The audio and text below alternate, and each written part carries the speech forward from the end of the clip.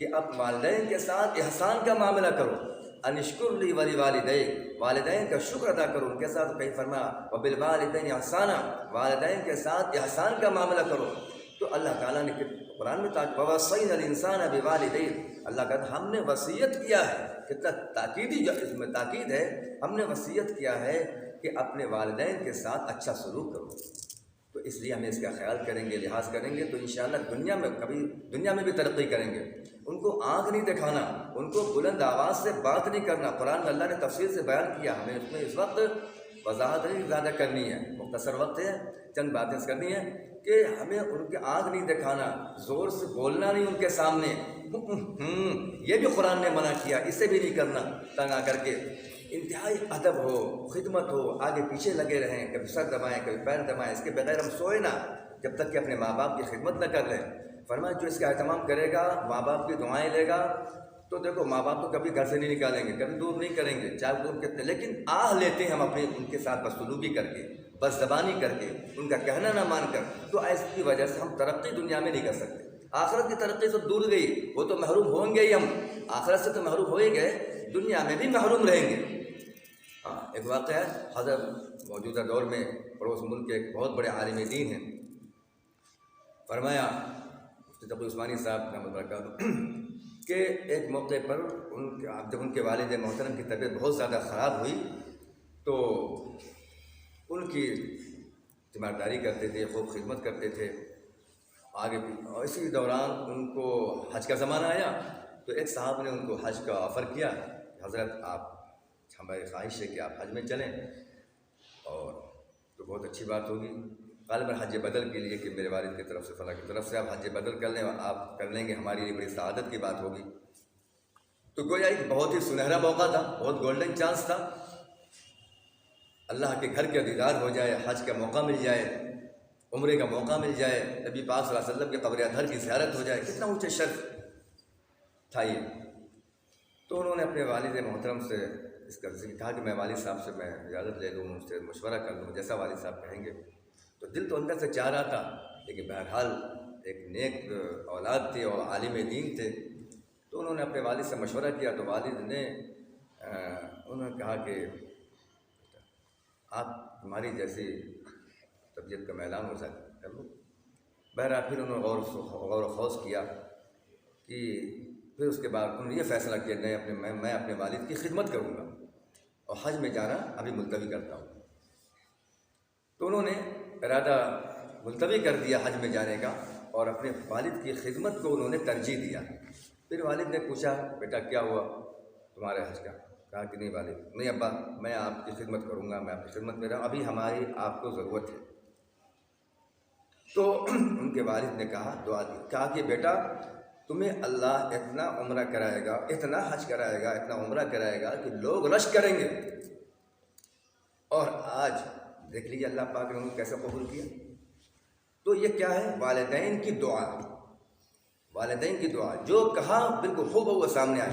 اللہ پاک نے اپنے حج کا، عمرے پہ عمرہ ہو رہا ہے، اور نہ جانے دعوت، کسی کا بہت سے بہانے ہیں، دعوتی اسفار ہیں، دینی اسفار ہیں، اور دوسرے اور بھی بہت سے ہیں قومی اور ملی.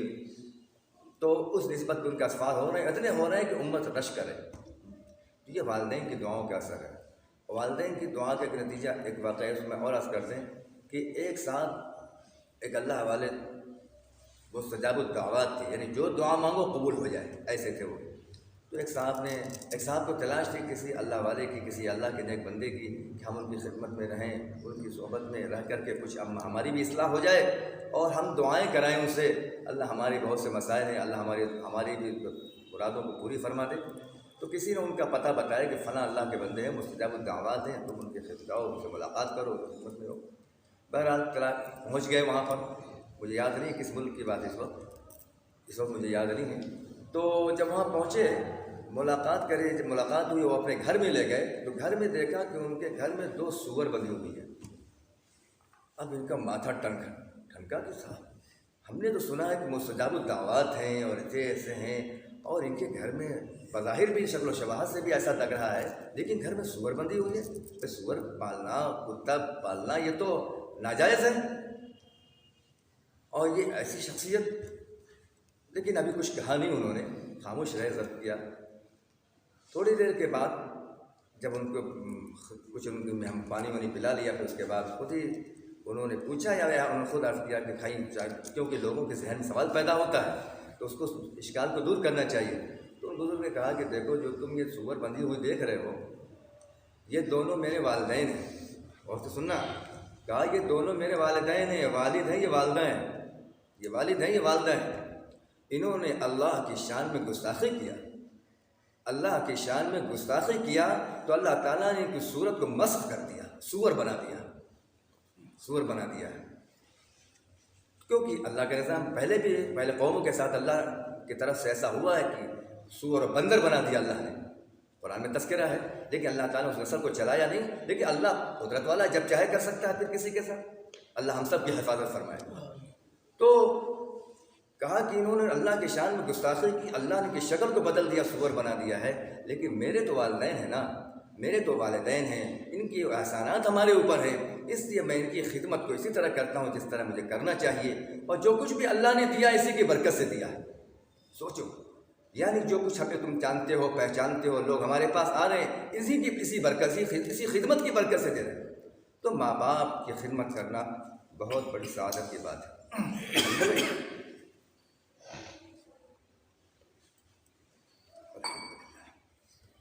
تو تیسری چیزیں کریں گے والدین کی خدمت، ٹھیک ہے بھائی؟ اس کو اپنی سعادت سمجھیں، کبھی بد زبانی نہیں، زبان درازی نہیں، کرچاپن نہیں، اکتاہٹ نہیں، یہ سب چیزیں زبان پر نہیں آنی چاہیے۔ ایسا انسان کبھی کامیاب نہیں ہوتا۔ وہ دوسروں پہ الزام دے گا اپنی ناکامی کا، لیکن خود بربادی کا ذمہ دار ہے۔ تو ایک چیز اسی طریقے سے اپنے دوست بھائی بہنوں کے ساتھ محبت سے مل جل کر کے رہیں، پڑوسیوں کے ساتھ اکرام کا معاملہ، اللہ کے رسول نے فرمایا جو اپنے پڑوسی کے ساتھ اکرام کا معاملہ نہ کرے، اللہ کے رسول نے فرمایا وہ مومن نہیں، اللہ کی قسم وہ مومن نہیں، اللہ کی قسم وہ مومن نہیں، اللہ کی قسم وہ مومن نہیں۔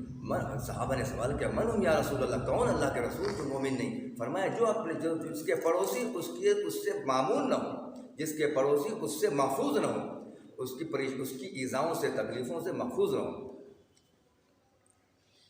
یا ہماری ذات سے، ہماری زبان سے، ہمارے ہاتھ سے کسی کو تکلیف ہو گئی پڑوسی کو، تو گویا کہ اللہ کے رسول فرماتے ہیں مومن نہیں ہو سکتا۔ اس لیے اپنے پڑوسیوں کے ساتھ ایک اچھے انسان بن کر کے رہو کہ لوگ یاد کریں، لوگوں کے دلوں سے دعائیں نکلیں، ایسے انسان بنو، ایسے بچے بنو۔ سمجھ میں آئی بات بھائی؟ اور جو ابھی عادت ڈالو گے انشاءاللہ وہ عادتیں ہمیشہ رہیں گی۔ اسی طریقے سے فرمایا چند چیزیں ہیں جس کا اہتمام اور کرنا چاہیے کہ جھوٹ سے پرہیز، جو ہے بار بار بتایا جاتا ہے، گھر پہ بھی اس کا اہتمام کرنا ہے کہ ہمیں جھوٹ نہیں، مومن، اللہ کے رسول نے فرمایا مومن کا کچھ ہو سکتا ہے، جھوٹ نہیں بول سکتا مومن۔ تو اس لیے مومن ہو، جھوٹا ہو، ایسا ہو نہیں سکتا۔ اور سچ بولنے کے بڑے فائدے ہیں، دنیا میں بھی فائدے ہیں، آخرت میں تو ہے ہی، دنیا میں بھی فائدے ہیں۔ آپ کے سچ بولنے سے اللہ لوگوں کے دلوں میں آپ کی محبت ڈال دے گا۔ آپ سچ بولو گے تو اللہ تعالیٰ اس کی وجہ سے بڑے بڑے خیر کو وجود میں لائے گا۔ آپ نے حضرت عمر رضی اللہ عنہ کے واقعہ سنا ہو، حضرت عمر رضی اللہ عنہ کے زمانے میں ایک شخص تھا جو اسلام کو بہت نقصان پہنچاتا تھا، مطلب کافر تھا، بہت نقصان پہنچاتا تھا اسلام کو اور بڑی اذیت پہنچائی مسلمانوں کو۔ وہ گرفتار ہو گیا، حضرت عمر رضی اللہ عنہ کے دور میں گرفتار ہو گیا۔ جب گرفتار کر کے لایا گیا تو اس کے بعد اس کو جب سزا سنائی گئی، پھانسی کی سزا، قتل کی جب سزا سنائی گئی تو اس سے پہلے ایک روایت ہمیشہ رہی ہے کہ اس کی خواہش پوچھی جاتی، تمہیں آخری خواہش کیا ہے؟ تو اس نے کہا ایک گلاس پانی چاہیے، ہم کو پیاس لگ رہی ہے۔ تو جب پانی کا گلاس یا کٹورا لایا گیا تو وہ کانپ رہا تھا، گلاس لیے وہ کانپ رہا تھا۔ تو لوگوں نے کہا، حضرت عمر رضی اللہ عنہ موجود تھا، حضرت عمر نے فرمایا کہ ڈرو نہیں، پانی پی لو اطمینان سے، جب تک تم پانی نہیں پیو ڈرو نہیں۔ کہا کہ پانی کیوں نہیں پی رہے ہو؟ کہا مجھے ڈر لگ رہا ہے۔ کہا نہیں، ڈرنے کی ضرورت نہیں ہے، جب تک تم پانی نہیں پی لو گے تب تک تمہیں قتل نہیں کیا جائے گا۔ بس اتنا کہنا تھا کہ پانی کا پیالہ پلٹ دیا، اس نے گرا دیا۔ کہا کہ امیر المومنین اب آپ مجھے قتل نہیں کر سکتے، اب مجھے قتل کیوں کہ آپ نے کہا ہے کہ جب تک تم پانی نہیں پی لو گے تمہیں قتل نہیں کیا جائے گا، تو اب میں نے پانی پیا نہیں، آپ مجھے قتل نہیں کر سکتے۔ تو پہلے تو فرار کر رہا ہے، کسی نے کہا امیر المومنین آپ نے فرمایا تو یہ، تو حضرت عمر رضی اللہ عنہ فوراً اپنے قول سے رجوع کیا اور کہا کہ بات گئی، یعنی زبان کی بات نکل گئی کہ جب تک پانی نہیں پی لو گے قتل نہیں کیا جائے گا۔ تو حضرت عمر رضی اللہ عنہ کو چھوڑ دیا، رہا کر دیا کہ اسلام میں اللہ کے رسول نے سچ بولنے کا حکم دیا، اللہ نے سچ بولنے کا حکم دیا، لہذا ہمیں اسی میں قائم رہنا چاہیے۔ تو اس کو چھوڑ دیا، رہا کر دیا تو چل پھر دوبارہ آتا ہے حضرت عمر رضی اللہ عنہ کے پاس کہ امیر المومنین مجھے کلمہ پڑھائیے، ایسا خوبصورت دین، ایسا پاکیزہ دین جس میں سچ کی احترام ہو، ہم اس دین کو کیوں نہ قبول کر لیں؟ اور اس نے کلمہ پڑھا، اسلام میں داخل ہو گیا۔ یہ سچ کی برکت ہے، سچ بولنے کی برکتیں دنیا میں بھی ظاہر ہوتی ہیں اور اللہ کے وہاں تو ہے ہی اس کا احترام۔ اور جھوٹ بولنا فرم مومن کی شان نہیں ہے، جھوٹ بولنے والے کے منہ سے بدبو آتی ہے فرشتوں کو، فرشتے دور بھاگتے ہیں جو آدمی جھوٹ بولتا ہے اس کی گندگی سے، بدبو سے۔ جب فرشتے ہی دور بھاگیں گے تو اللہ کی رحمت کا، تو اس کا مطلب کہ اللہ کی رحمت جب سے دور رہتی ہے۔ اللہ پاک ہم سب کو جھوٹ بولنے سے بچائے۔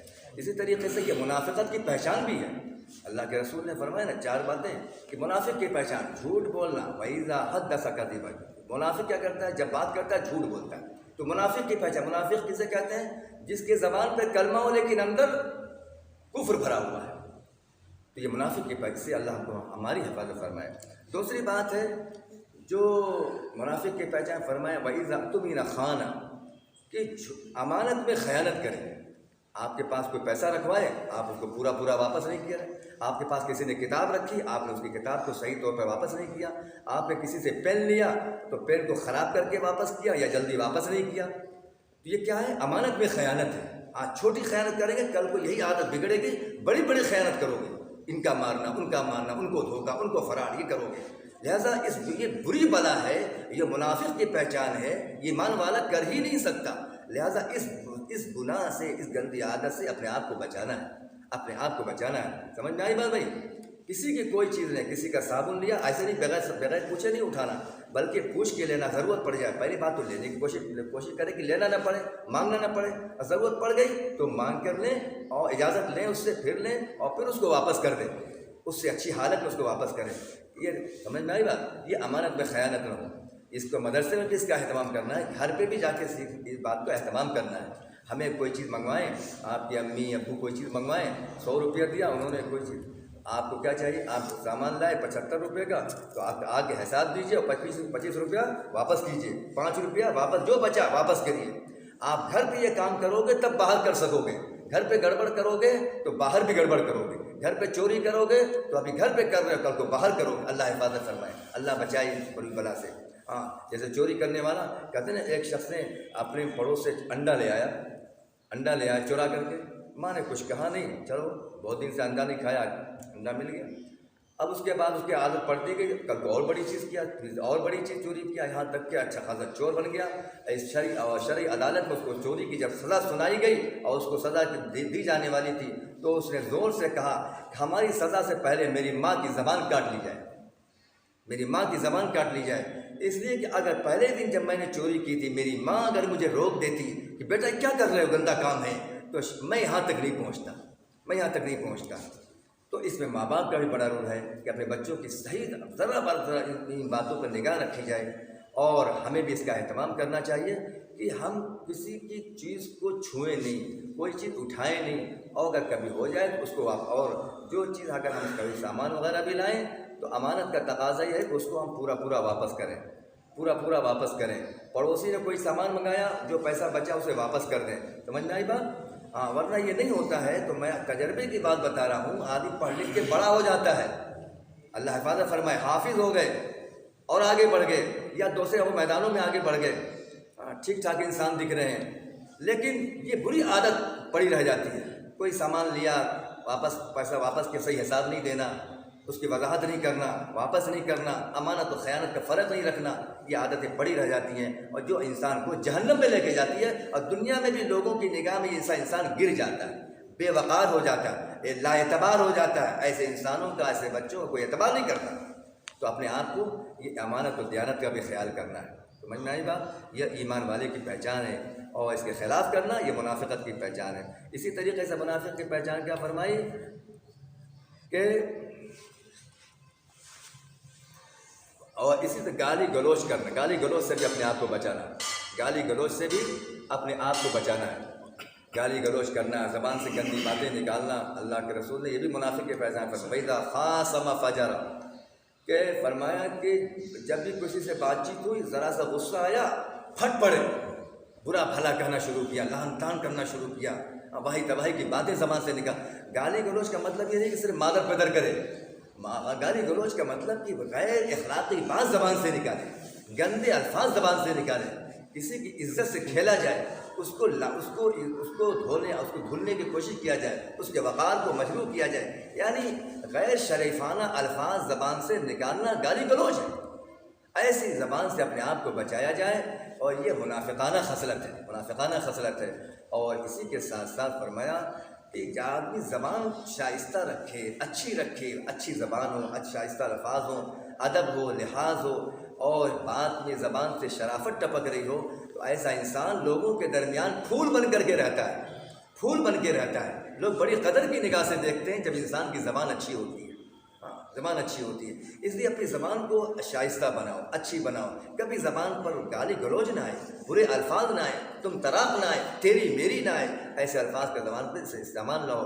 اللہ کے رسول صلی اللہ علیہ وسلم نے فرمایا کہ انسان کو جہنم میں گرانے والی سب سے برا عمل ہے، سب سے برا عمل جو انسان کے جہنم میں لے جانے والا ہے اور چہرے کے بل گرانے والا عمل، وہ زبان کا غلط استعمال ہے۔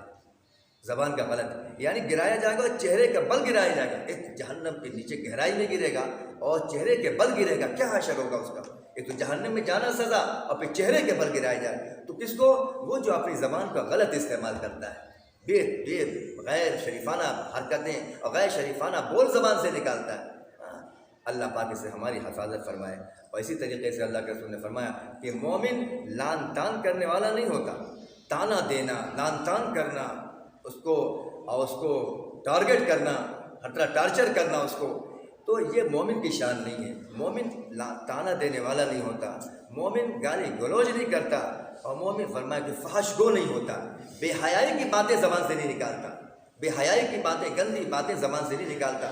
جو موبائل میں دیکھا، جو کسی سے سنا، گندی باتیں زبان سے نکالنے لگا، یہ مومن کی شان نہیں۔ ایسی زبان سے ابھی اپنے آپ کو بچانا ہے۔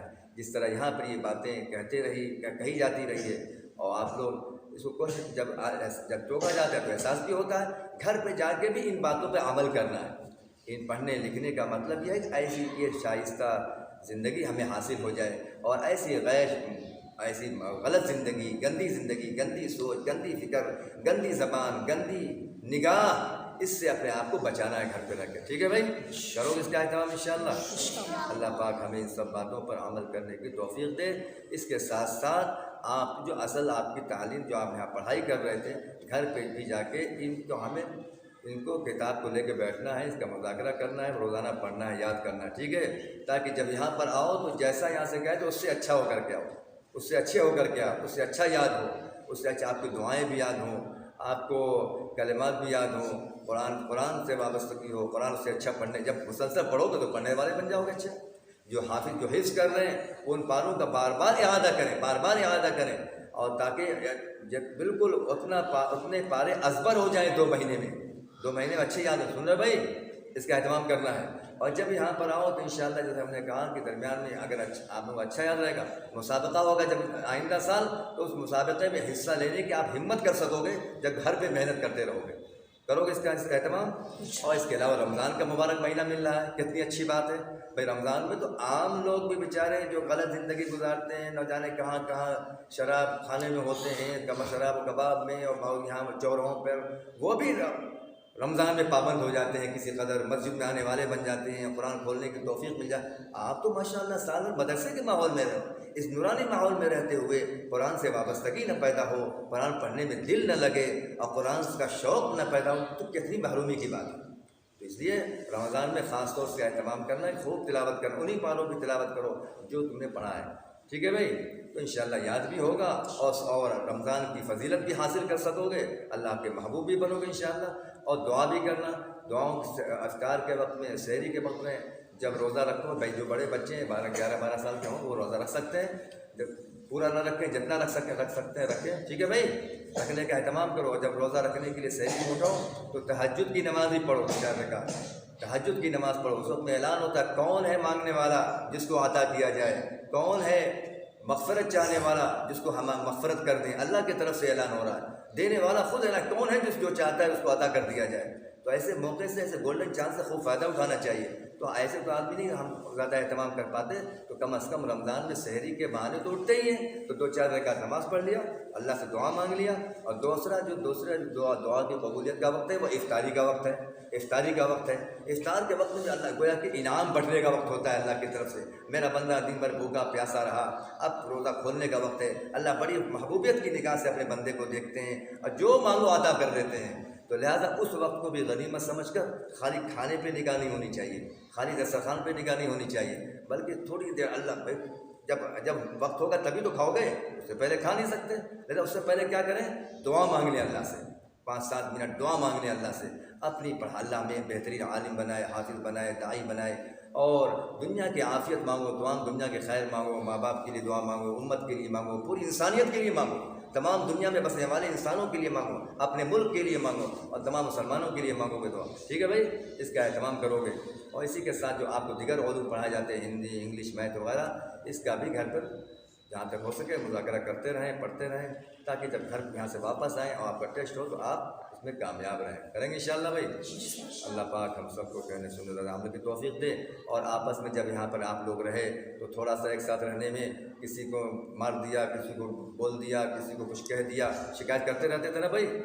تو بھائی اب اس موقع پہ سب ایک دوسرے جا رہے ہو، اب اپنے اپنے گھر چلے جاؤ گے، تو لہٰذا ایک دوسرے کو کیا ہونا چاہیے؟ معافی تلافی کر لینی چاہیے، معافی مانگ لینا چاہیے ایک دوسرے سے، کیونکہ اگر کسی کا دل دکھایا، جیسے کہ آپ نے سنا اپنے کسی کا دل دکھایا اور اس حال میں اگر ہماری موت آ گئی تو پھر اللہ ہم سے ناراض ہوگا اور جنت سے محروم رہ جائیں گے۔ تو اس لیے کیا کرنا چاہیے کہ ایک دوسرے سے معافی تلافی بھی کر لیں، اور ہم سب بھی اساتذہ سے کچھ غلطی بھول چوک ہوئی تو انہیں بھی معاف کر دینا، معاف کرنا، ٹھیک ہے بھائی؟ ہاں، ہم لوگوں کو بھی معاف کرنا، کچھ بھول چوک ہوئی ہے، سمجھ میں آئے گا؟ اور ایک دوسرے سے سبھی کو معافی تلافی کر لینا چاہیے، تاکہ ہر ایک کی طرف سے دل صاف رہے اور کسی کے ذمے کچھ رہ نہ جائے، اور کسی کا حق کسی کے ذمے ہو تو اسے بھی ادا کرنے کی کوشش کرے۔ کسی کا 5 روپے 10 روپے باقی لیا تھا نہیں دیا تو اس کو ادا کرنے کی کوشش کرنے اس وقت، ٹھیک ہے؟ کرو گے بھائی انشاءاللہ؟ اللہ عمل کی توفیق دے۔